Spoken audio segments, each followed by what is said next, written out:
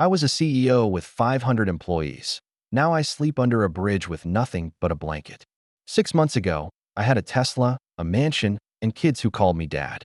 Today I wrap myself in a hospital blanket I stole, listening to the bridge groan. Above me. You think it's one big mistake that brings you here. It's not. It's pride dressed up as strength. The board meeting lasted 20 minutes. The divorce papers were already waiting. My savings, 47,000, gone in 3 months trying to look successful. I watched my car get towed with my laptop still inside, too ashamed to run out and claim it. Hotels became motels, became a Planet Fitness parking lot. My daughter saw me sorting trash at the subway station. She ran. Now there's a restraining order keeping me 500 feet from my own children. Let me tell you about the morning I fired 412 people, never imagining I'd become one of them. When you've lost everything but your pride, and pride won't let you call for help, what's left to lose? The chest pain started while I was trying to sleep in the driver's seat of my Tesla, parked behind a closed Starbucks in White Plains. 3 weeks earlier, I'd been CEO of DataSync. Now I was Googling heart attack symptoms on my phone at 2 a.m., watching my battery drop to 15%. Mount Sinai's emergency room glowed like a casino floor, all fluorescent brightness and no windows, designed to make you forget what time it was. The triage nurse looked at my clothes, the Tesla key fob I set on her desk, and typed something into her computer. Employer? She asked. DataSync Technologies, I said. It wasn't technically a lie. They hadn't updated their website yet. Insurance. I handed her my Anthem card. The coverage would end in 11 days, but she didn't need to know that. She typed faster, then looked up with the kind of smile they teach in nursing school. Someone will call you shortly, Mr. Chun. I found a corner seat where I could watch the whole waiting room. A man in construction clothes held his arm against his chest, breathing shallow. A woman rocked a fevered baby. And then there were the others, the ones like me, though I didn't know it yet. They knew exactly how long to wait before asking for water, when to mention symptoms that couldn't be proven wrong, how to sleep sitting up without security noticing. Raymond, the security guard, knew the game. I watched him let an old woman in 3 layers of coats rest for 6 hours, only waking her when his supervisor walked through. He'd tap her shoulder gently, she'd shuffle to the bathroom, then return to a different seat. They had a rhythm. An understanding. My name got called at 4 a.m. The doctor was younger than most of my former employees, with the kind of exhaustion that made his age hard to place. He listened to my heart, ran an EKG, drew blood. Panic attack, he said, pulling off his gloves. Your heart's fine. Stress. You could say that. I can prescribe something for the anxiety. Follow up with your primary care physician. He left me in the examination room with discharge papers I'd never pay for. The blanket was folded on the chair, gray wool, scratchy, with Mount Sinai stamped in blue letters. Hospital blankets were like hotel towels, I figured. They expected to lose some. I wrapped it around my shoulders and walked back through the waiting room. The shift was changing, 6 a.m. exactly. Raymond was putting on his jacket, replaced by a younger guard who immediately started waking everyone who'd been sleeping. In the chaos of the shift change, nobody noticed me walk out with the blanket. The parking garage attendant stood next to my Tesla. A bright yellow boot locked the front wheel. 3 weeks of overnight parking, he said, not unkindly. That's $1,400. You want to pay now or have it towed? I had $312 in my wallet and 2 Max credit cards. The math was simple. I need to get my things out first, I said. He shrugged. 10 minutes. I grabbed my laptop bag, a duffel of clothes, and a photo of Emma and Tyler from the dashboard. Their school pictures from last year, when I'd still been the kind of father who showed up for picture day.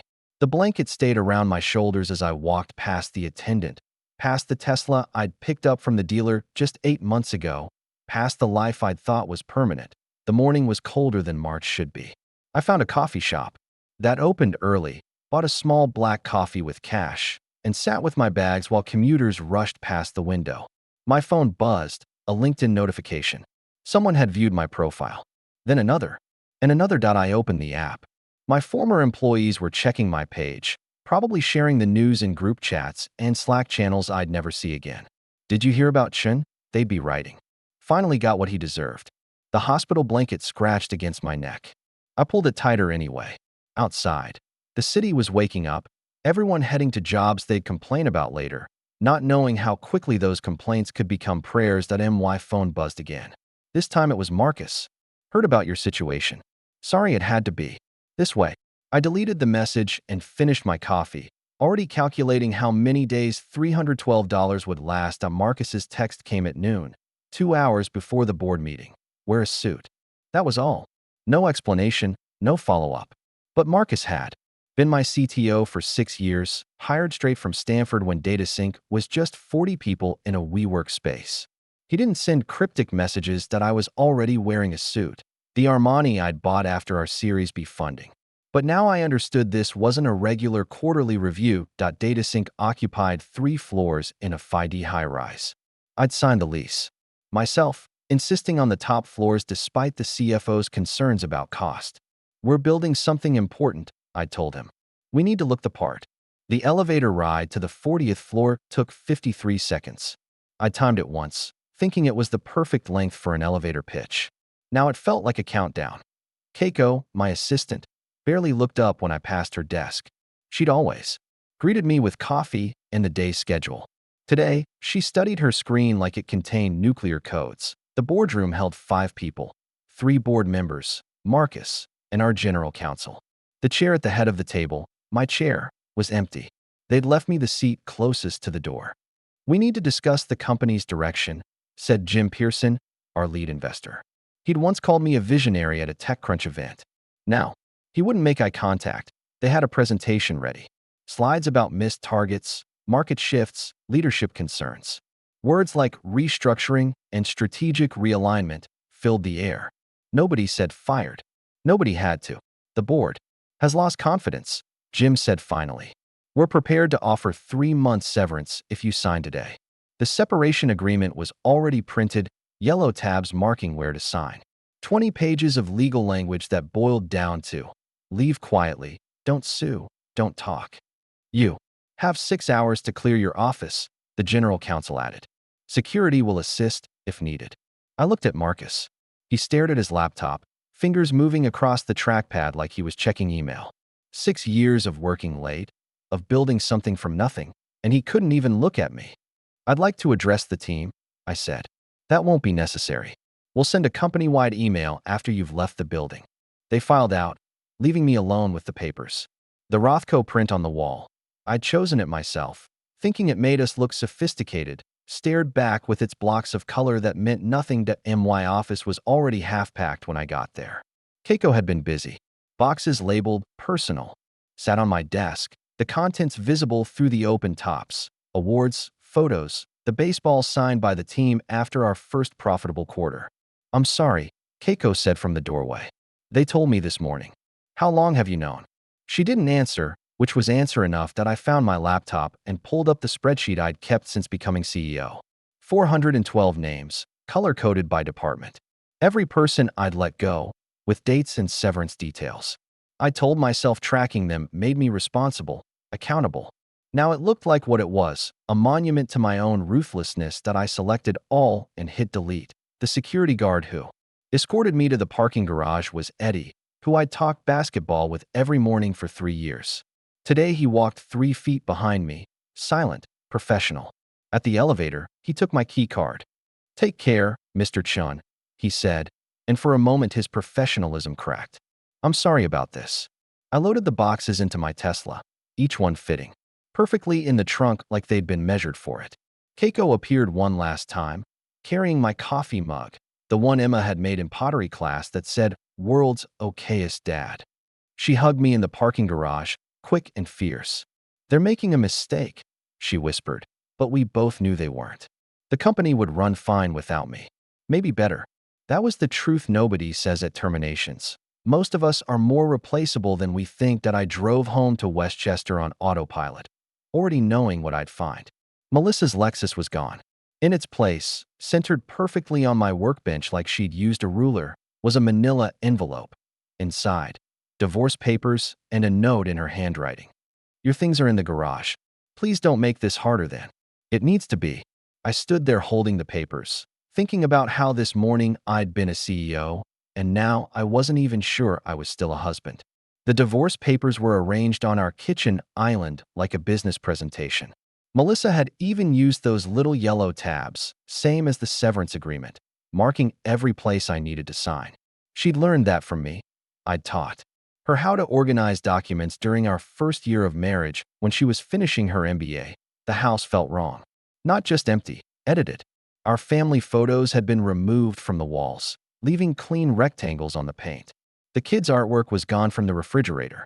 But she'd left my CEO of the Year awards displayed on the mantle, standing alone like tombstones that I walked through each room, cataloging what was missing. Emma's soccer trophies. Tyler's coding projects we'd built together on weekends. The wooden sign from our 10th anniversary that said the chins in rustic letters. All of it subtracted with surgical precision that I in the basement rec room, I found. The desk where Tyler and I had spent Saturdays learning Python. His notebook was still there, filled with his careful handwriting. Dad says computers are just really fast idiots that do exactly what you tell them. I'd been teaching him about precision, about how one wrong character could break everything. I hadn't mentioned that the same was true for marriages. The master bedroom closet held only my clothes now, looking strange with all that empty space. Melissa's side was bare except for a few hangers swaying slightly from the air conditioning. The bathroom had been cleared of her products, leaving my single toothbrush standing in the holder like a flag of surrender that I found the note she'd referenced, stuck to a box in the garage. Your things are in the garage didn't capture the reality. She'd packed 16 years of marriage into 23 boxes, each one labeled office supplies, winter clothes, miscellaneous papers. My life reduced to an inventory list. The settlement terms were brutal but probably fair. She wanted the house. Her lawyer noted I'd been the one to insist on the adjustable rate mortgage that was about to reset. Both cars, though technically the Tesla was leased under the company, a detail I hadn't told her yet. Full custody of Emma and Tyler with supervised visitation to be determined. Our joint accounts were frozen pending division of assets that I called my brother Patrick in Chicago. His number filled the screen, my thumb hovering over the call button. Patrick owned a construction company, had a house with a guest room, would help without questions if I asked. But I'd spent 5 years being the successful brother, the one who'd made it in tech, who sent expensive Christmas gifts and picked up every dinner check. The phone rang once before I hung up that I loaded what I could into the Tesla. Clothes, laptop, a few boxes of things that seemed important but probably weren't. The rest I left in the garage, thinking I'd come back for them later. I didn't know that later had already been decided by lawyers and restraining orders. My phone buzzed with notifications. The tech blogs had picked up the story. DataSync CEO ousted in boardroom coup. Then came the speculation in the comments. Anonymous sources suggested insider trading. Others claimed sexual harassment. One creative writer spun a tale about embezzlement and offshore accounts. None of it was true, but truth is slower than rumors and never quite catches up. That I sat in the driveway for an hour, engine running, watching the house I'd bought 4 years ago when DataSync's valuation hit unicorn status. The lights were on timers. They'd click on at dusk, making it look like someone was home. The lawn service would come Tuesday. The pool guy on Thursdays. All of it would continue, automated and empty, while my family lived in Connecticut and I lived in my CAR.my phone rang. An unknown number with a 203 area code, Connecticut. Daddy. Tyler's voice was small, confused. Mom says you have to go away for work. For how long? I could hear Melissa in the background, reaching for the phone. Not long, buddy, I said. I'll see you soon. Promise. Melissa took the phone before I could answer. The line went dead. I drove to the Marriott in White Plains, handing the valet my keys like this was just another business trip. The desk clerk smiled at my platinum elite status, upgraded me to a suite. How many nights will you be staying with us, Mr. Chun? I didn't know how to answer that. How long does it take to rebuild a life? How many nights until the money runs out? Let's start with a week, I said, handing her a credit card that still worked. She smiled and handed me the key. Room 1247. High floor, city view, everything I'd once thought mattered. The Marriott suite cost $400 a night. I told myself it was temporary, just until the recruiters called back. My LinkedIn inbox had 43 messages, all from people who wanted to catch up or explore opportunities. I responded to each one with manufactured enthusiasm. By week 2, I moved to a Sheraton, then a Holiday Inn, then a motel in Queens that advertised hourly rates. The trajectory was mapped in credit card statements I'd never pay. For $100, $200, $80. $40. I attended a fintech conference in April, wearing my last good suit. The badge still said CEO, Data Sync, because I'd registered months earlier. Former employees spotted me near the coffee station. Janet from sales turned mid-conversation and walked away. Steve from engineering pretended to take an urgent call. My presence was radioactive at the networking mixer. I stood alone nursing a warm beer while clusters of people formed and reformed around me, never including me. I heard my name in whispers, caught fragments. Insider trading, SEC investigation, sexual harassment suit. None of it true, but truth doesn't matter. In Silicon Valley, perception is everything. The blogs got creative. TechCrunch ran a piece about the toxic culture at DataSync. Someone leaked internal emails, selectively edited, showing me as a tyrant. My Wikipedia page got updated with a controversies section longer than my achievements that I hired a lawyer who wanted $10,000 upfront to fight defamation. These things blow over, he said. 6 months, everyone forgets. But I didn't have 6 months. I had $47,000 in savings and no income. The recruiters stopped returning calls. My LinkedIn connections dropped daily, 5,000 to 3,000 to 2,000. People scrubbed me from their professional history like I was a virus. May. I was living in the Tesla, showering at Planet Fitness, eating from dollar menus. The car became my office, bedroom, closet. I'd park in different lots each night. Learned which Starbucks had bathrooms that didn't require purchases, which libraries let you sit all day without questions. I watched other people living in cars. We recognized each other, the careful morning routines, the gym bags that held our entire bathrooms, the way we'd idle engines for heat or AC until gas became too expensive. There was a code. Don't stare, don't judge, don't ask questions. My phone became my enemy. Debt collectors called hourly.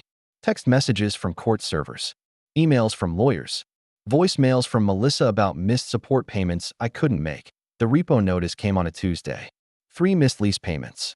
I had 72 hours to pay $4,200 or surrender the vehicle. I parked at Planet Fitness and went inside to shower, thinking I'd figure something out.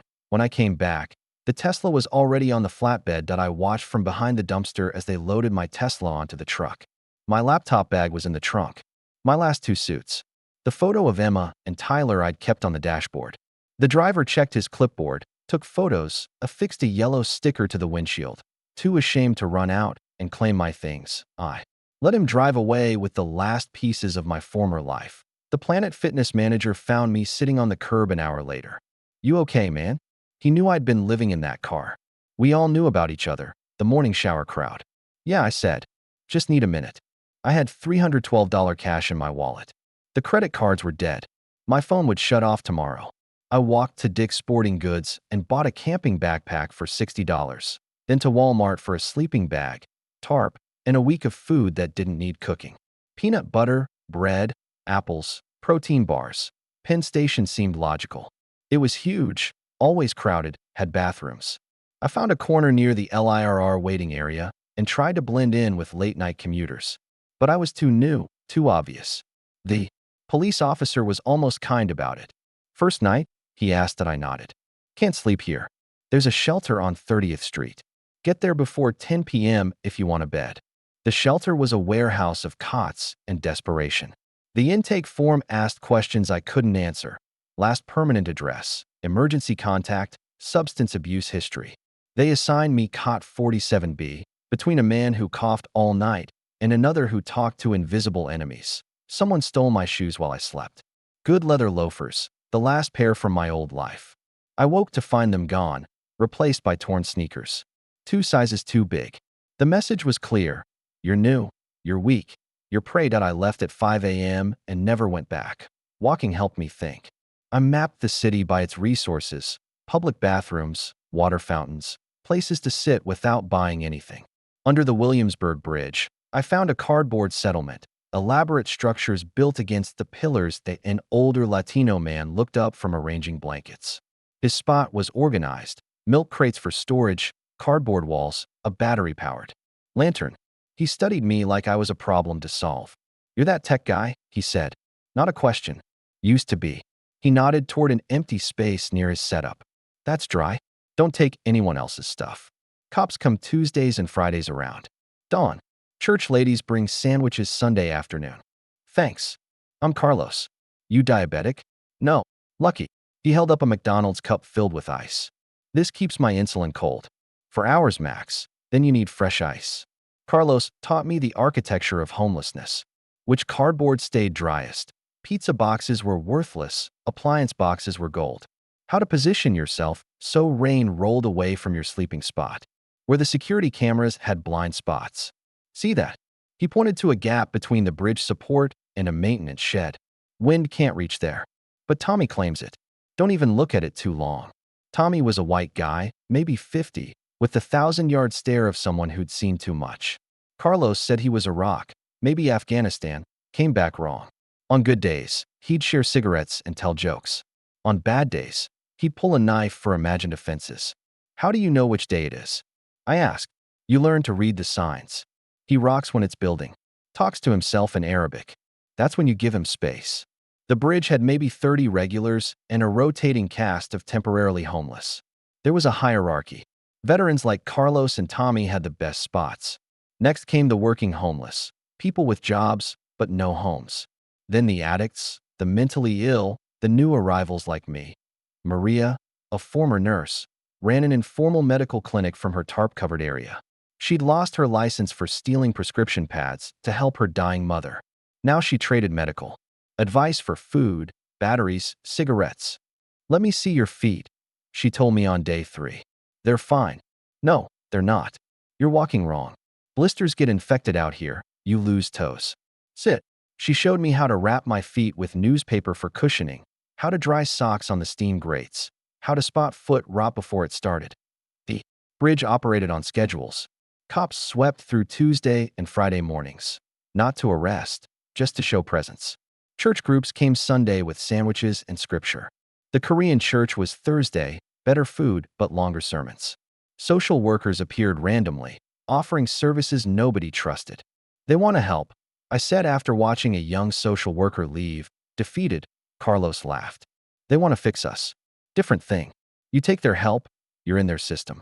The system doesn't work for people like us. He showed me his routine. Wake at 5, pack everything portable, walk to McDonald's for ice, back by 6, arrange cardboard for the day, protect belongings while finding food, return by dark, rebuild shelter, sleep with one eye open. "The ice is the hardest part," he said, checking his watch. "Every 4 hours, no matter what. You miss once, insulin goes bad. Insulin goes bad, I die." I watched him navigate this impossible schedule with military precision. 4 years of business school, 6 years running a company, and Carlos was teaching me more about operations management than any MBA program. Marcus walked past one evening, headed to the subway. He stopped, stared, recognized me. Our eyes met. He took a step forward, then turned and walked faster. I pulled my hospital blanket higher and pretended to sleep. Days under the bridge developed their own rhythm. Wake before the cops arrived. Pack everything into trash bags, sleeping bag, tarp, extra clothes. Hide the bags behind the maintenance shed where the cameras couldn't see. Walk to find breakfast, usually the Sikh temple that served free meals, no questions asked. The library opened at 10. I'd claim a computer for 2 hours, the maximum allowed, and search job sites. My email had 847 unread messages. Most were automated. Rejections from applications I'd sent weeks ago. Some were collection notices. One was from Emma. "Dad, where are you? Mom won't tell me anything." I started typing a response 20 times. What could I say? That I slept under a bridge? That I hadn't showered in 3 days? That her college fund was gone? I logged off without answering. Afternoons meant walking. Walking kept you warm, kept you invisible, kept you from thinking too much. I learned every public bathroom in Lower Manhattan, which stores let you browse without buying, which coffee shops had outlets you could use without ordering. Carlos's health was getting worse. His feet swelled, his breathing labored. But every 4 hours, exactly, he'd make the ice run. I started going with him, learning his route, his backup plans when McDonald's was closed or out of ice. Why not go to a hospital? I asked. They stabilize and treat you. No insurance means no real treatment. Plus, I miss one appointment, one paperwork deadline. I'm non-compliant. Non-compliant means no help ever again. Tommy had a bad week. He spent 3 nights arguing with ghosts, keeping everyone awake. On the 4th night, he pulled his knife on a new arrival who'd accidentally kicked his blanket. Carlos and 2 others talked him down, but the new guy left and didn't come back. He's getting worse, Maria said, cleaning a cut on Tommy's hand. Without medication, he's going to hurt someone or himself. Or both, Carlos added. The church ladies came Sunday with tuna sandwiches and Protestant worry. They meant well, but their help came with obligations. Listen to a sermon, pretend to pray, promise to get clean though most of us weren't using. You're not like the others, one told me, pressing an extra sandwich into my hand. You could get back on your feet. I wanted to ask what made me different. The color of my skin? My education showing through? The fact that I still had all my teeth? But I just took the sandwich and said thank you. One night, I woke to find someone going through my backpack. A kid, maybe 16, skinny and desperate. I grabbed his wrist, and he dropped my wallet, empty except for my now useless driver's license. Please, he said. I haven't eaten in 2 days. I gave him my last protein bar and watched him disappear into the dark. Carlos had been watching. You're too soft, he said. That kindness will get you killed out here. But later, he shared half his sandwich with the same kid when he came back the next night. September arrived with rain that lasted 3 days. Everything got wet and stayed wet. Mold grew on cardboard. Sleeping bags became sponges. The whole camp smelled like decay. Carlos developed a cough that rattled his whole body. His ice runs took longer. Sometimes I'd find him sitting on a bench halfway to McDonald's, catching his breath. I'm fine, he'd say, checking his watch. Still have 30 minutes. Tommy disappeared for a week. When he came back, he had a black eye and 3 broken fingers, wrapped in newspaper and duct tape. He wouldn't say what happened, just reclaimed his spot and stared at nothing. I was sorting recyclables at Essex Street Station, separating cans and bottles for the 5-cent deposits, when I saw her. Emma, in her Dalton uniform, heading for the platform. She was with 2 friends, probably going to Brooklyn like half her class did now that it was cool. She saw me before I could turn away. Her face went through expressions like a slideshow. Confusion, recognition, hope, horror. Her friends kept walking. She stood frozen. Emma, I started to say, but she was already running up the stairs, leaving her friends calling after her that I wanted to follow, explain, apologize. But what would I say? That I'd chosen this. That pride kept me from calling Uncle Patrick, from checking into a shelter that required paperwork, from taking any hand that reached out because I couldn't stand being a charity case. 2 days later, the lawyer found me under the bridge. Young guy in a Brooks Brothers suit, clutching his briefcase like a shield. He kept looking around, probably calculating escape routes. Mr. Chin, I have papers for you to sign. The restraining order was comprehensive. 500 feet from Emma, Tyler, Melissa, the house, her work, their schools. Violation meant arrest. Your daughter reported seeing you. She was distressed. Distressed. Such a clean word for what I'd seen on Emma's face. She's concerned about your situation. They all are. But they feel distance is best right now. I signed where he pointed. What else could I do? After he left, Carlos sat beside me. Family. Yeah, they always hurt the most. That night, I used the last of my phone battery to look at Emma's Instagram. Private now, but her profile picture was from last Christmas. We'd gone skiing in Vermont. I'd taught her to parallel turn. She'd laughed when I fell getting off the lift, called me old man for the rest of the trip. The phone died as I was looking at the photo. I didn't bother finding a way to charge it again. Maria checked on Carlos every few hours now. His breathing was getting worse, the cough constant. He needs a hospital, she told me. Real treatment, not emergency room band-aids. He won't go. Then he'll die. She said it matter-of-factly, like she was describing the weather. Out here, death wasn't dramatic. It was Tuesday. It was predictable. It was another empty spot under the bridge that someone knew would claim by Wednesday. Carlos collapsed on a Thursday morning, halfway through his ice run. I found him on the sidewalk, McDonald's cup spilled beside him, ice melting into the cracks. The insulin, he gasped. For hours. Forget the insulin. We need to get you help. No hospital. He gripped my wrist with surprising strength. Promise. But his eyes rolled back, and his grip loosened. A woman called 911. The paramedics worked on him for 20 minutes, radioing medical terminology I didn't understand. They loaded him into the ambulance. I tried to follow, but they wouldn't let me ride along. Family only, the paramedic said. I'm his friend. Sorry. I walked to the hospital, for miles in shoes that were splitting at the seams. The emergency room receptionist wouldn't tell me anything. HIPAA regulations. I wasn't family. I wasn't anybody. I sat in the waiting room for 6 hours. The same waiting room where I'd stolen this blanket 6 months ago. Raymond, the security guard, recognized me but didn't say anything. Just nodded and went back to his rounds. Finally, a doctor came out. Are you asking about Carlos Mendez? Yes. Is he okay? I'm sorry. He passed at 11:47. Diabetic ketoacidosis leading to cardiac arrest. Were you family? Just a friend. I'm sorry for your loss. The doctor left me standing there, holding Carlos's McDonald's cup that I'd carried for 4 miles like it meant something. I walked back to the bridge. Word had already spread. Carlos's spot, the good spot, protected from wind, invisible from the street, sat empty. His milk crates were still there, his carefully organized possessions covered with a tarp. Tommy approached, which was unusual. He avoided everyone since his fingers got broken. You were his friend, he said. Not a question.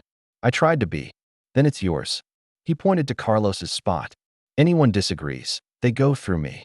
It was the longest I'd heard Tommy speak without mentioning the war.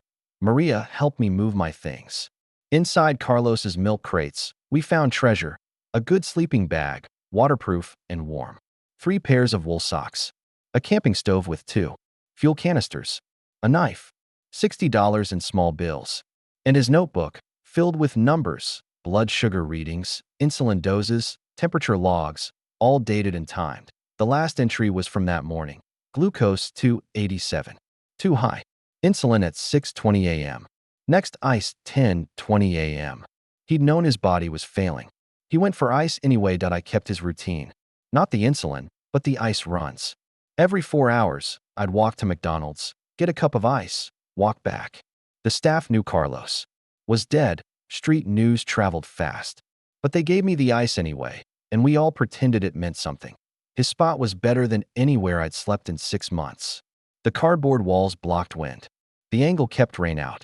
From here, I could see the sunrise over the East River. The art student showed up at 3 a.m. on a Tuesday, climbing down the access ladder with a backpack full of supplies.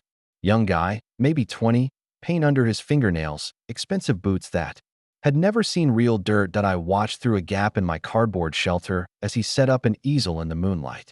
He was sketching the bridge's underbelly, the geometric patterns of rivets and beams.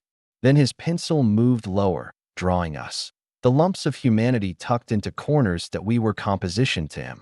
Urban texture. The contrast between industrial architecture and human fragility, probably.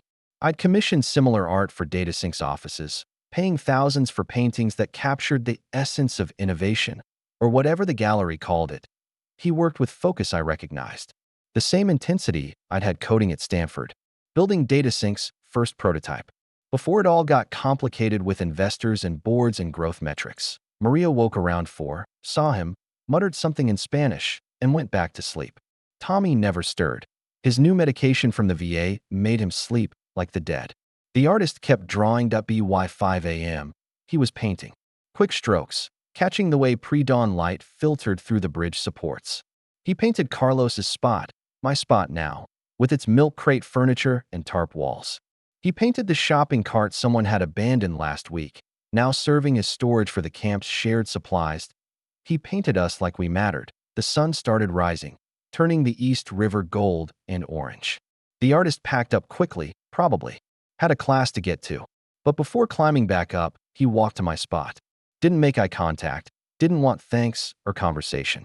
Just set down a thermos and a foil-wrapped package. Coffee still hot. A bacon sandwich from some all-night diner. Real food, not charity leftovers or dumpster salvage. I ate slowly, making it last. The bacon was crispy, the way Emma liked it. She'd always steal pieces from my plate at Sunday breakfast, back when we had Sunday breakfasts. You okay? Maria asked, settling beside me with her half of the sandwich I'd offered. Just thinking. Dangerous habit out here. We watched the city wake up. Joggers on the path above. Traffic thickening on the FDR. The skyline lighting up as offices opened, including the data sync building where 500 people were probably checking emails, attending meetings, living the life I'd built and lost. You ever think about going back? Maria asked. To what? Whatever you were before. I thought about it every day. Imagine calling Patrick, taking his help, rebuilding. But the distance between here and there felt infinite. Not just money or circumstance. Something else had broken, some belief in my own substance. I fired 412 people, I told her. Kept a spreadsheet. Always told them they'd land on their feet. Did they? I never checked. Maria laughed, bitter and knowing. I saved 47 lives as a nurse. Kept count in my head. Then I stole some paper to write prescriptions for my dying mother, and none of those lives mattered anymore. A jogger. Passed overhead, music leaking from earbuds. Probably some tech worker, starting their day with a run before their stand-up meeting. I used to be that guy. The artist kid, Maria said. He comes every few months. Draws us like we're beautiful or tragic or whatever he needs for his portfolio. Maybe we are. Maybe. She stood, joints cracking.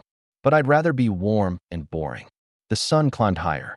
The bridge's shadows shifted, revealing and concealing our cardboard city in stages.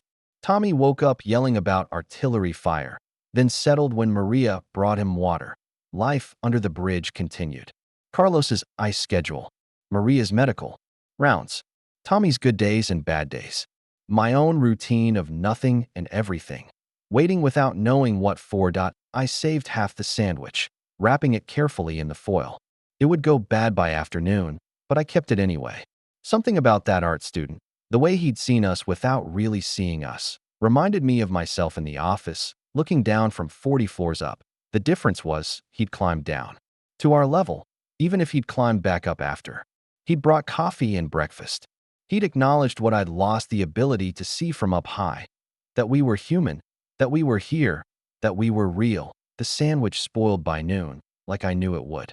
I ate it anyway, sitting in Carlos's spot, watching the river flow toward the ocean, carrying the city's secrets and trash and occasional bodies out to sea. 500 feet away. The legal minimum. My children were living their lives without me. Melissa was probably dating already. DataSync stock was up 12%, and I was here, under the bridge, wrapped in a stolen hospital blanket, learning what it meant to land on my feet. Her name was Janet Rodriguez, and she appeared with the Tuesday police sweep, carrying a clipboard and wearing sensible shoes.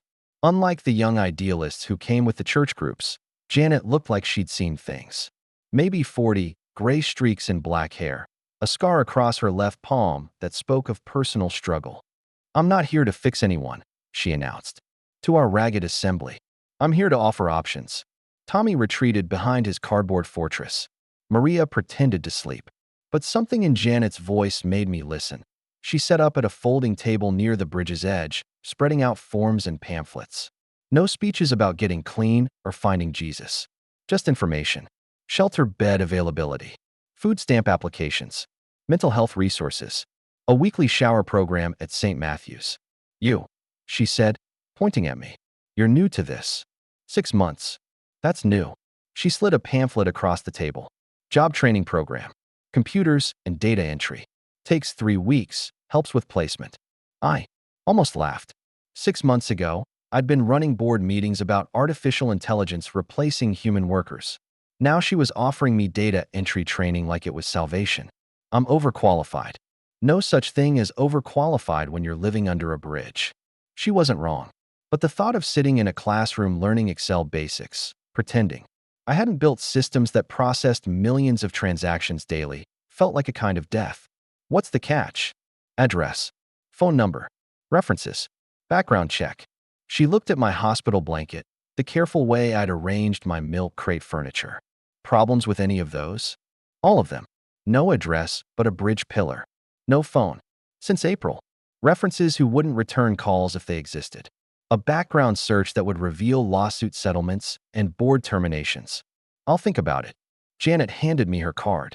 Thursday afternoons, I'm at the library on Grand Street. Computer lab access if you need to check email. After she left, Maria approached with coffee in a paper cup. Real coffee from the bodega, not shelter swill. She's different, Maria said. Been clean 3 years herself. Used to sleep under the Manhattan Bridge. How do you know? Track marks. Fade, but they leave shadows. And she knows which corners have the best sight lines, which bathrooms lock from inside. Knowledge you only get from living it. I studied Janet's card. Simple white rectangle with black text. No inspirational quotes or religious symbols. Just a phone number and housing and recovery services. That night, I dreamed about spreadsheets. Endless rows of data, each cell representing someone I'd terminated. Their names filled in automatically as I scrolled. Jennifer Martinez, 2 kids, laid off in the second round. David Kim, new father, eliminated during restructuring. On until the screen was full of names I'd reduced to numbers, line items, and quarterly reports. I woke before dawn, hospital blanket soaked in sweat. The East River reflected streetlights like scattered coins. Somewhere in Connecticut, Emma was probably getting ready for school, and Tyler was fighting his alarm clock. Janet's card was still in my pocket. Thursday was tomorrow. The Grand Street Library smelled like books and desperation. Homeless people filled half the computers, checking email, applying for benefits, maintaining the digital threads that connected them to services and systems. I recognized the type. We were the invisible users, the ones who came early and stayed late, who knew every outlet and bathroom location. Janet was in the computer lab, helping an elderly man navigate a Medicare website. She saw me but didn't acknowledge my presence, professional distance, or maybe just patience that I claimed a terminal and opened Chrome. My Gmail had 1,247 unread messages. I started deleting systematically. Collection notices, legal notifications, automated rejections. Buried in the pile was another message from Emma. Dad, it's been 3 weeks. Mom says you're sick and can't have visitors. Are you okay? I miss our Saturday coding lessons. My throat closed. Saturday mornings teaching her Python, showing her how to build simple programs. Computers do exactly what you tell them to, I'd explained. The trick is knowing what to tell them. I started typing. Emma, I'm fine. Just working through some things. I love you. Then deleted it. What would happen when she replied? When she asked where I was living, when we could meet? Truth would destroy her image of me. Lies would eventually unravel that I closed the email without responding. Tough decision. Janet slid into the chair beside me. All decisions are tough now. She opened a folder, pulled out an application. Job training program starts Monday. 3 weeks, basic computer skills, interview coaching, placement assistance. 80% graduation rate. And the other 20% don't finish. Usually because they're not ready to admit their old life is over. She set a pen on the desk between us. Question is, are you ready? I looked at the application. Basic personal information, work history, education. Simple questions that expose the complexity of my situation. Employment history, CEO to homeless in 6 months. Current address, bridge support pillar number 7. References, none available. I ran a tech company. I said, 500 employees, 43 million in revenue. Past tense. I know machine learning algorithms, database architecture, strategic planning. All past tense. She wasn't being cruel, just realistic. I was clinging to credentials that no longer existed, an identity that had been stripped away by lawyers and board votes and my own stubborn pride. What's your name? I asked. Janet Rodriguez. No, before. When you were under the Manhattan Bridge. She smiled slightly. Dr. Janet Rodriguez. Psychiatrist. Lost my license for insurance fraud. Spent 2 years on the streets before getting clean and finding this work. You were a doctor. Past tense. Now I help people transition from past tense to present tense. It's harder than you think. Around us, other homeless people typed at keyboards, filling out forms, chasing possibilities. A woman updated her resume, adding volunteer work to cover employment gaps. A man practiced typing, hunting, and pecking through basic exercises. They were learning to be different people. Smaller people, maybe, but people with present tense lives and future possibilities. I picked up the pen. One question, I said. Do I have to pretend the past didn't happen? No, but you have to stop living there. The application asked for 3 references. I wrote down Keiko, my former assistant. She'd been kind during my departure, might speak honestly about my work ethic. If not my leadership. For the other 2 lines, I wrote, available upon request, knowing I'd figure something out, current address. I hesitated, then wrote, in transition. Janet reviewed the form, made a check mark, filed it in her folder. Monday, 9 a.m. Building on. Houston Street, 3rd floor. Don't be late. What if I don't fit? You will. Everyone thinks they're special, that their fall was unique, their circumstances different. But rock bottom looks pretty much the same for everyone. Walking back to the bridge, I felt lighter and heavier simultaneously. Lighter because I'd made a decision, taken action.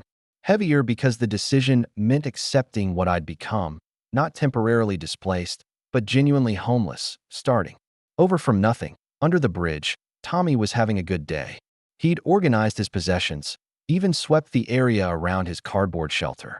Maria was reading a paperback romance novel, turning pages carefully to preserve the binding. You, okay? She asked, not looking up from her book. You look different. Maybe I am different. That night, I practiced introducing myself. Not Chun, former CEO of DataSync. Not the guy who'd lost everything.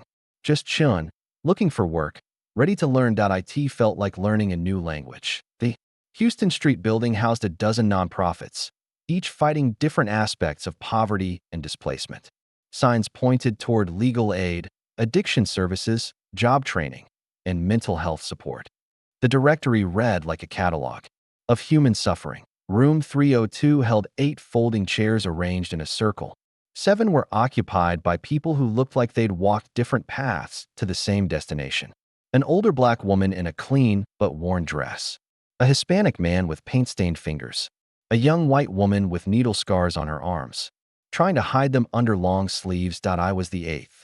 Welcome to Digital Futures, said the instructor, a thin man named Dave who couldn't have been older than 25. He wore the careful beard and vintage glasses of someone trying to look older than he was. Over the next 3 weeks, we'll cover basic computer skills, office software, and interview techniques.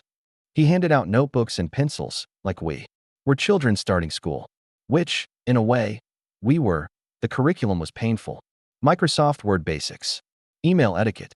How to create a professional voicemail message. I watched my classmates take careful notes on lessons I could teach, concepts I'd mastered 15 years ago, but I took notes too. Not because I needed to learn about Excel functions, but because I was learning something else. How to be a beginner. Again, how to sit quietly while someone younger and less experienced explained things I knew. How to ask questions without revealing how much I already understood. During the lunch break, I walked to a bodega and bought a sandwich with food stamps Janet had helped me apply for. The transaction felt surreal, scanning a government card, receiving charity, being grateful for processed turkey and wilted lettuce. Rosa, the older black woman from class, sat on the steps eating from a brown bag. You're not like the others, she said. What do you mean? College boy. Maybe more than college. Way you hold yourself, way you write. This isn't your first rodeo with computers. I considered lying, maintaining the fiction that I belonged here naturally. Instead, I told the truth. I used to run a tech company. Rosa nodded like this explained everything. Figured it was something big. Nobody falls this far from ordinary heights. How about you? 23 years teaching high school math. Budget. Cuts eliminated my position. Too old to start over, too young to retire. She unwrapped a peanut butter sandwich with methodical precision. Been substitute teaching when I can, but it's not enough for rent. We ate in comfortable silence, too. People who'd had careers worth losing. The afternoon session covered job interview techniques. Dave role-played interviewer while we practiced answers to common questions. Tell me about yourself. What are your strengths? Why do you want this position? Each question was a minefield. How do you explain a 6-month gap in employment? How do you present homelessness as a temporary setback rather than personal failure? How do you convince someone to hire you when you can't convince yourself you're employable? Chun, you're up, Dave said that I sat across from him, straightened my shoulders, tried to project confidence I didn't feel. Tell me about yourself. I'm a motivated professional with extensive experience in technology and operations management. I'm looking for an opportunity to apply my skills in a new environment while continuing to learn and grow. Dave made notes. That's good, but vague. Can you be more specific about your experience? The room was watching. How much truth could I reveal? How little could I get away with? I've managed large teams and complex projects. Database administration, process optimization, strategic planning. Most recently, I've been between positions, focusing on updating my skills to match current market demands. It wasn't entirely honest, but it wasn't entirely false either. I had been between positions, between my former life and whatever came. Next, what's your greatest weakness? The real answer was pride. Arrogance. The inability to ask for help when help was offered. The stubborn belief that I could fix everything myself, that admitting failure was worse than failing completely. I sometimes focus so intensely on solving problems that I don't delegate as effectively as I could.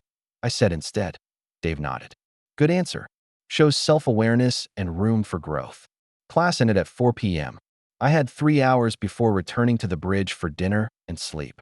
I walked to Battery Park and sat on a bench facing the harbor, watching ferries carry commuters home to Staten Island. My phone had 1 bar of battery left. I charged it at the library, but avoided using it to preserve power. I opened Emma's last message again, read it without responding, let the screen go dark. Somewhere in Connecticut, she was probably doing homework.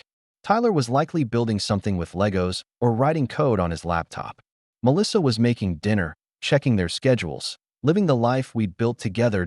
I was sitting on a bench, trying to remember how to pretend I was someone worth hiring, but I'd made it through the first day. Shown up, participated, played the role of eager student. Tomorrow I'd do it again, and the day after that, until pretending became reality or reality became something I could live with. The ferry horn blew across the harbor. Time to head back to the bridge. You're not sleeping, Maria observed Monday. Morning of week 2. She was right. I'd been lying awake calculating distances. 500 feet from Emma, 7 miles from my old office, 3 weeks from potential employment, infinite miles from the life I'd built and lost. Digital futures. Dave introduced mock interviews with local employers. Real people from real companies, offering real entry-level positions. Customer service representatives. Data entry clerks. Filing assistants. Jobs that paid $12 to $15 an hour, barely enough for a studio apartment in the outer boroughs. The goal isn't to find your dream job, Dave explained. It's to find your next job. Stability first, advancement later. The first interviewer was Linda Chun, no relation, HR manager for a medical billing company. She wore a patient smile and asked gentle questions designed to ease nervous applicants. When she called my name, I straightened my borrowed tie and walked to the corner they'd set up as an interview space. Tell me why you're interested in data entry, she said. Because I'm homeless and desperate, I thought. Because pride has been stripped away like everything else, leaving only the need to survive. I appreciate work that requires attention to detail. And accuracy, I said instead. Data integrity is crucial in any system, and I'd like to contribute to that process. She made notes. Your application mentions computer experience, but not specific companies. Can you elaborate? The minefield again. How to explain 6 months of nothing without revealing why nothing had happened. I've worked in technology consulting. I said, project-based work, which sometimes means gaps between contracts. I'm looking for more stable, long-term employment. Not entirely untrue. As CEO, I had consulted with other companies, spoken at conferences, advised startups. The fact that it was my own company felt like a technicality. This position starts at $13 an hour. Are you comfortable with that salary range? $13 an hour. Less than I used to spend on lunch. But it was $13 an hour more than I was making under the bridge. Yes, that works for me. Linda smiled. Excellent. We have 3 positions opening next month.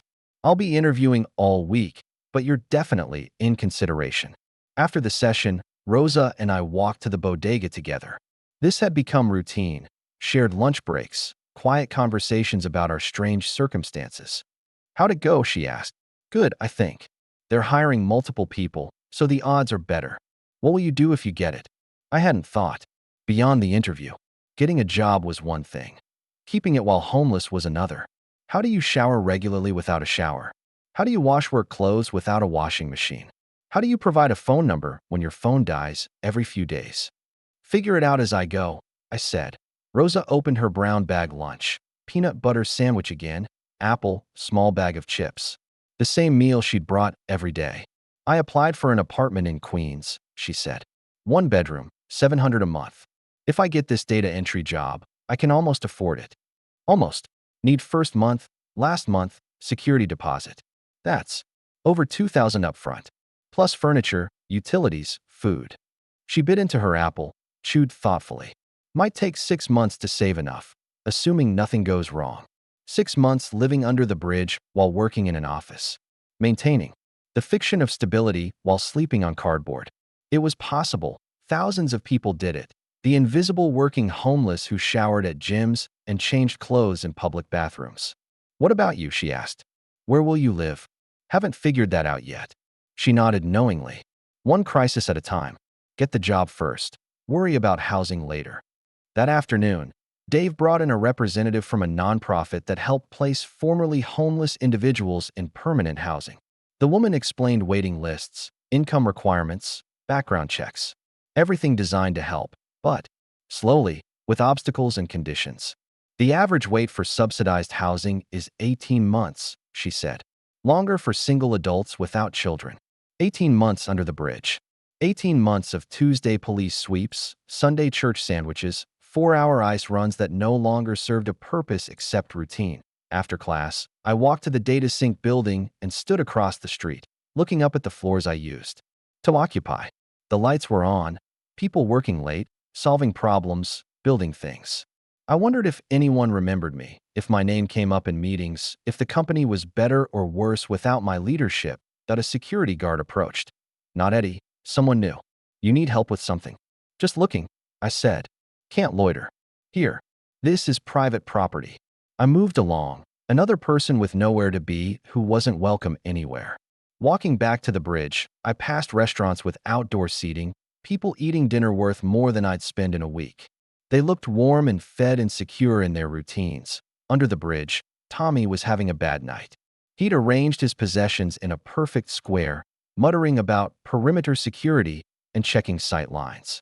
Maria sat nearby, ready to intervene if needed. How was school? She asked when I settled into Carlos's spot. Educational. Job prospects. Maybe. We'll see. I pulled out my notebook from class and reviewed the day's lessons. Interview techniques, workplace communication, professional email etiquette, basic skills for navigating employment I'd once taken for granted. The East River reflected city lights, constant motion toward the harbor and ocean beyond. Tomorrow was Wednesday, halfway through week 2, halfway to whatever came next. I practiced. Introducing myself again. Hi, I'm Chun. I'm looking forward to contributing to your team. The words felt less strange each time. Friday afternoon, Linda Chun called during our mock presentation session. Dave handed me his phone with a professional smile that didn't hide his nervousness. These placements were how his program got funding. Chun, this is Linda from Medical Billing Solutions. Are you available for a real interview Tuesday morning? My hand tightened on the phone. Yes, absolutely. 10 a.m., our office in Long Island City. Do you have the address? I wrote it down in my class notebook, numbers and street names that represented possibility or at least the illusion of it. Thank you for this opportunity, I said. We'll see you Tuesday. The weekend stretched ahead like a test. Maintain hygiene. Without reliable facilities. Keep clothes clean without a washing machine. Project confidence while sleeping under a bridge. Sunday, Maria helped me prepare. Shower Saturday night at the community center, she advised. They're open until 9 p.m., fewer people around. Save your cleanest shirt for Monday night. Sleep in something else. Change Tuesday morning. She examined my borrowed interview outfit. Thrift store slacks, a shirt from Salvation Army, the tie I'd found in a dumpster behind a dry cleaner. Clean but obviously secondhand, the fabric thin from too many washings. You need a haircut, she decided. Can't afford one. I can cut hair. Learned in nursing school, part of patient care. That evening, she set up a barbershop in the space between bridge supports. Kitchen scissors, a plastic comb, a cracked mirror propped against a milk crate. Tommy watched from his corner, rocking slightly, but his eyes were clear. Used to cut hair in the field, he said suddenly. Before patrols, after firefights. Keep the blood from sticking. He approached with careful steps, examined Maria's work with professional interest. Hire on the sides, he told her. Corporate types keep it tight. Together, they transformed 6 months of homeless Shaggy into something resembling professional. Not perfect, but respectable.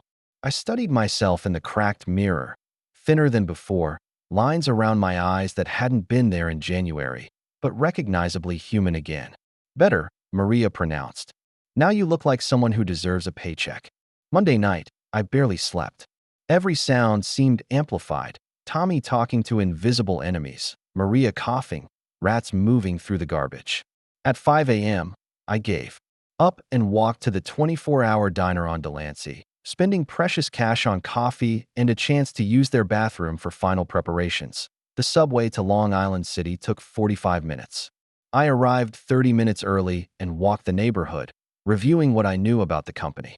Medical billing services, 50 employees, steady growth in healthcare administration.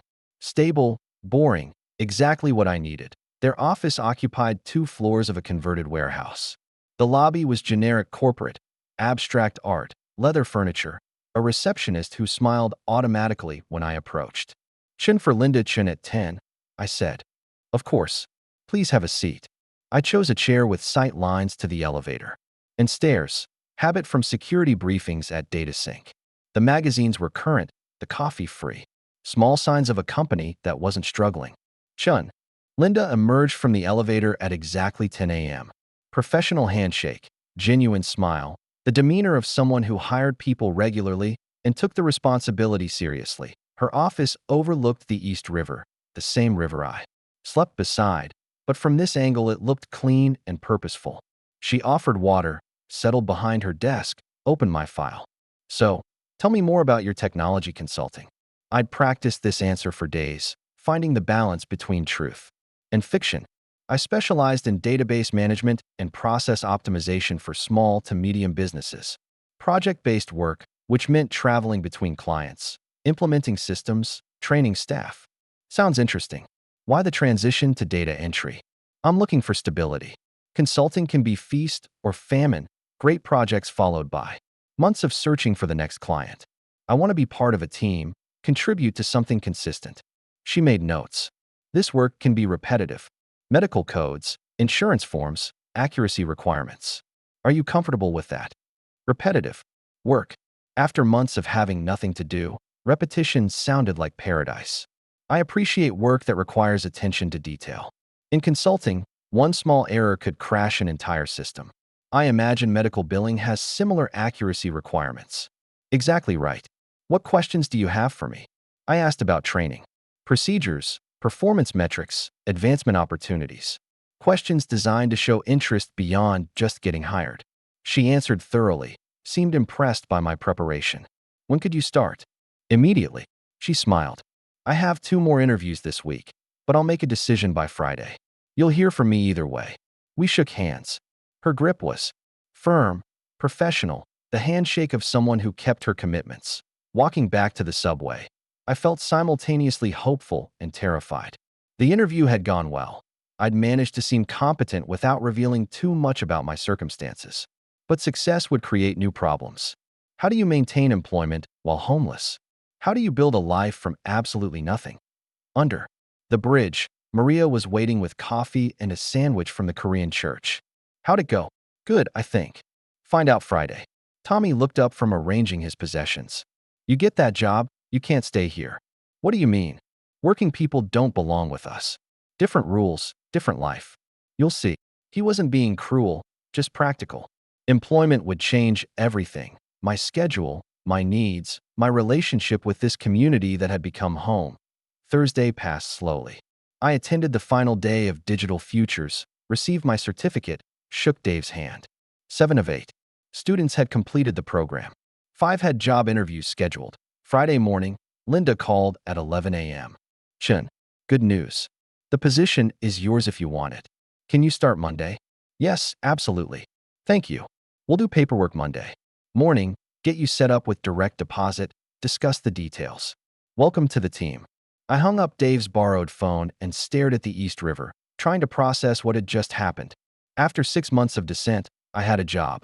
$13 an hour, 40 hours a week, 2 weeks paid vacation after 1 year. IT wasn't much. But it was something. Maria hugged me when I told her. Tommy nodded approval. That evening, the art student appeared again with his easel and paints. This time, when he finished sketching, he approached my spot. "Congratulations," he said. "I heard the news. How did you? Sound carries under here. Plus, you look different. Hopeful." He handed me the same thermos as before, but this time it contained soup instead of coffee. Chicken and vegetables, homemade, still warm. "For the working man," he said, climbing back toward street level. I ate the soup slowly, watching the river flow toward the harbor. Monday, I would join the morning commuters crossing this same water, heading to offices and factories and stores. I would have somewhere to be, something to do, a reason to wake up. But tonight, I was still under the bridge, wrapped in Carlos's blanket, listening to the city breathe above me. Tommy was right. Everything would change now. The question was whether I was ready for it. The medical billing solutions office smelled like fresh coffee and copy toner. Linda led me through a maze of cubicles to my workstation, a gray desk with a computer, phone, and inbox already filled with claim forms to process. "Your supervisor is Janet," not to be confused with Janet from the street, though the coincidence wasn't lost on me. This Janet was younger, maybe 30, with the efficient manner of someone who'd learned to manage by doing the job herself first. "We process about 200 claims per day," she explained, settling into the chair beside mine. "Each form needs verification against patient records, insurance databases, and billing codes. Accuracy is everything. One wrong number can delay payment for months." The work was exactly as advertised: repetitive, detail-oriented, mind-numbing. Enter patient information, check insurance coverage, verify procedure codes, submit claims. Electronically. The same sequence repeated hundreds of times daily, but it was work. Real work, with expectations and deadlines, and the kind of routine I'd forgotten existed. At 8 a.m., I'd badge in. At 5 p.m., I'd badge out. In between, I was chewing from data entry, not chewing from under the bridge. The logistics of working while homeless proved complex but manageable. I showered at Planet Fitness every morning at 6 a.m. when the gym was nearly empty. Changed into work clothes in the bathroom, stuffed my overnight gear into a locker I rented by the month. After work, I'd change back, collect my things, and head to the bridge for the night. My coworkers were nice enough. Sarah from the next cubicle brought homemade cookies every Friday. Mike from IT helped me navigate the computer systems, made jokes about the ancient software. Nobody asked where I lived or what I did outside work. The blessed anonymity of office life. 2 weeks in, Linda called me into her office. "How are you settling in?" "Very well. The work suits me. Janet says your accuracy rate is 97%. That's excellent for a new employee." Pride flickered. The first time I'd felt genuinely good at something since DataSync collapsed. Processing insurance claims wasn't building the future, but it was building something.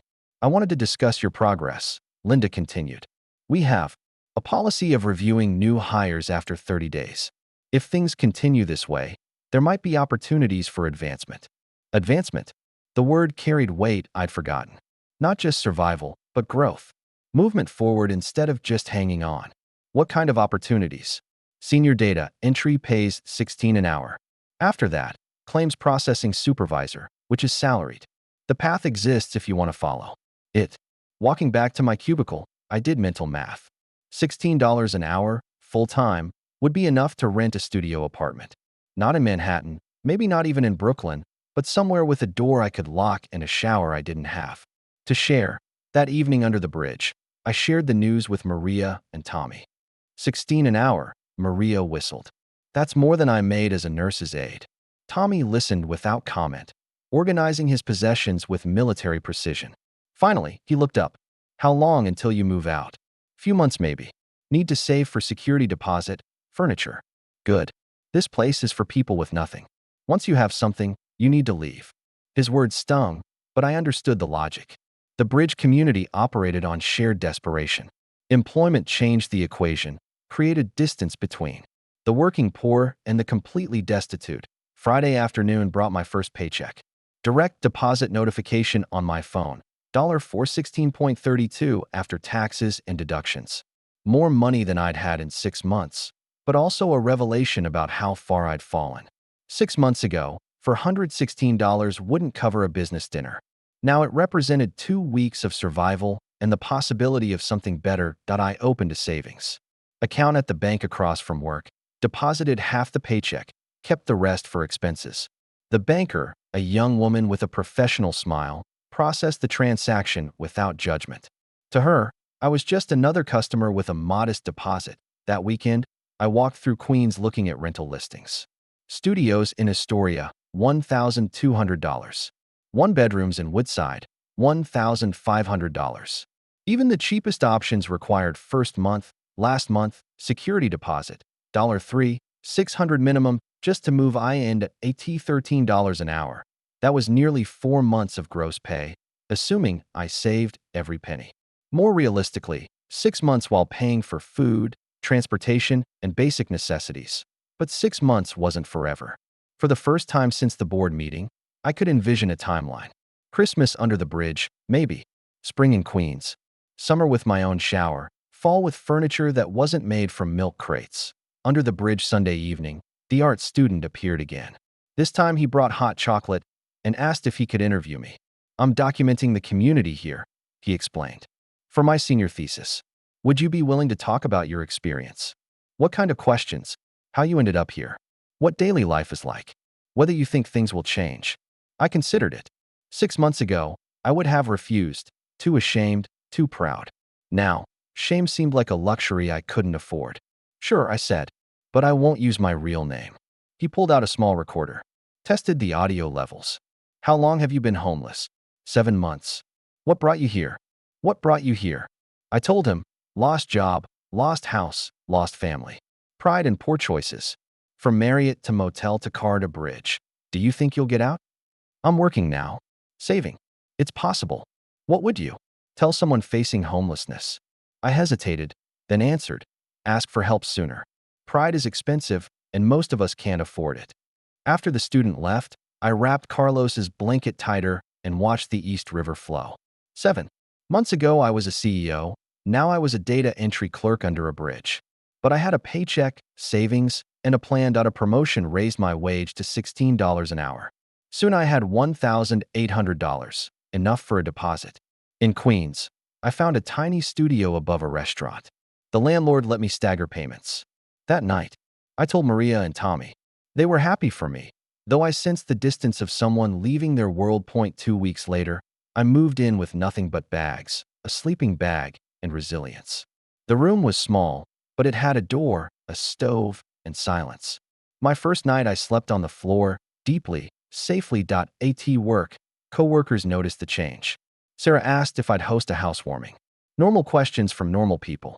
Yet I still visited the bridge, torn between new beginnings and the honesty of shared struggle. In December, Linda offered me a supervisor role, $45,000, a team to manage. I accepted, carrying forward lessons learned in failure, patience, empathy, awareness. When my daughter Emma reached out, we met at a cafe. I told her the truth I could. I'd been lost, but was rebuilding. She hugged me. For the first time, I began writing again, not about falling, but about what comes after.